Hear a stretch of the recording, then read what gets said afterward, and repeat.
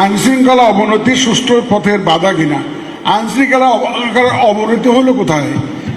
একটু মাঝে মধ্যে দুই একটা খুন খারাপি হয়, এই যে হাজির একটা ঘটনা হয়েছে, আমরা এগুলো বিচ্ছিন্ন ঘটনা বলে মনে করি। এই ধরনের ঘটনা তো সবসময় ছিল। আগে কি আহসানুল্লাহ মাস্টার খুন হয় নাই? এরকম তো অনেক আগে হয়েছে, ঘটনা তো অনেক আছে। আমাদের কিবরিয়া সাহেব, যে ফরমার ফরেন মিনিস্টার কিবরিয়া সাহেব খুন হন নাই? ইলেকশন আসলে এই ধরনের ঘটনা হয় বাংলাদেশে, এগুলো নতুন কিছু না। সুতরাং আইন শৃঙ্খলা পরিস্থিতির বড় উন্নতি হয়েছে। প্রিয় দর্শক, দুপুরে পরে গুলি করে রাত্রে সিলেটগামী ট্রেনে উঠে খুনি নিরাপদে ভারতে আশ্রয় নেয়। এত বড় একটা খুনি যদি নিরাপদে বাংলাদেশ থেকে ভারতে চলে যায়, তাহলে সীমান্ত পাহারাদাররা কি করতেছিল তা এখন চিন্তার বিষয়। প্রশাসন এত মজবুত ও শক্তিশালী থাকলে খুনি কিভাবে নিরাপদে পালাতে পারে তা এখন গুরুত্বপূর্ণ প্রশ্ন। দুপুরের পর থেকে জুলকারনাইন শাহের দি ডিসেন্ট সহ বিভিন্ন আইডি থেকে খুনিকে শনাক্ত করা হলো, কিন্তু প্রশাসন এ ব্যাপারে কোনো পদক্ষেপ নিল না। যশোর থেকে সিলেট স্টেশনে গিয়ে Ataur Rahman Bikrampuri CC camera check দিয়ে খুনিকে শনাক্ত করলো, এরপরেও প্রশাসন কার্যকরী কোনো পদক্ষেপ নিল না। এটা কি জনগণের কাজ ছিল নাকি প্রশাসনের? প্রশ্নটি এখন গুরুত্বপূর্ণ। ইনকিলাব মঞ্চের কার্যালয় সহ বিভিন্ন জায়গার সিসি ক্যামেরা ফুটেজ চেক দিতে দিতে রাত করে ফেললো, অথচ ঘটনা ঘটার আধা ঘন্টার মধ্যেই এসব জায়গার সিসি ক্যামেরা চেক দিয়ে খুনিকে ধরা সম্ভব ছিল, কিন্তু প্রশাসন এগুলো করেনি। কালকে নিজে অফিসে গিয়ে জুমা ছিল সেখানে, তাকেও বলে আসি, হাত ধরে রিকোয়েস্ট করে আসছি, ভাই একটু দয়া করেন 2টা দিনের জন্য, আপনি যদি একা বেরোইতে চান আমাকে নিয়ে বেরোন। আমি সম্প্রতি সাবেক পুলিশ কর্মকর্তা জানিয়েছেন, হাদির উপরে হামলার ঘটনার A to Z তথ্য পুলিশের কাছে ছিল, কিন্তু তারা আমলে নেয়নি, কারণ হাদি থাকুক এটা প্রশাসনও চায়নি।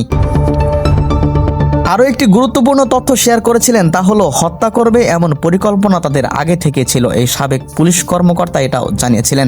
তারপরও প্রশাসন কেন পদক্ষেপ নিল না, কেন হুমকিদাতাদের শনাক্ত করলো না, এ প্রশ্ন কোনোভাবেই এড়ানো যায় না। এর সরকার বলছিল অস্ত্রের মুখে, এর বালের কিসের পাওয়ার? এখনো 70% পুলিশ আমার সাথে আছে। সম্প্রতি কিছুদিন আগে এক আওয়ামী লীগ নেতা দাবি করেছে 70% পুলিশ এখনো তাদের অধীনে। এরপরেও নির্বাচন কমিশনার কিভাবে বলতে পারে এসব বিচ্ছিন্ন ঘটনা? প্রশাসন শক্তিশালী আছে। এলজিবিটিদের গ্রেফতার করলে থানায় বোম্বিং করবে এমন হুমকি দেওয়ার পরেও পুলিশ কেন সাফওয়ান চৌধুরী রেবিল ওরফে অ্যান্টার্কটিকা চৌধুরী ট্রান্সজেন্ডারকে গ্রেফতার করলো না? এই ট্রান্সজেন্ডার সরোয়ার হোসেন ও আসিফ মাহতাব দুইজন গুণী শিক্ষককেও কার্টুন এঁকে হত্যার হুমকি দিয়েছিল, তারপরেও কেন তাদেরকে গ্রেফতার করা হলো না? গাজীপুরের মুহিবুল্লাহ মিয়াজিকে একের পর এক কার্টুন এঁকে কারা হত্যার হুমকি দিয়েছিল, প্রশাসন কেন তা শনাক্ত করতে পারল না? পরবর্তী ঘটনাকে নাটক বানানো হলো, সুস্থ মানুষকে পাগল বানানো হলো, আর এই ইস্যু এখন অসংখ্য ইস্যুর নিচে বর্তমান কবরস্থ। ইসকনের বিরুদ্ধে কথা বলার কারণে ওয়াশিক বিল্লাহ নোমানীকে হত্যার হুমকি দেওয়া হলো, আইডিও ছবি পাবলিশ করা হলো, তারপরেও কেন হুমকিদাতাকে শনাক্ত করতে পারল না এই দুর্বল প্রশাসন?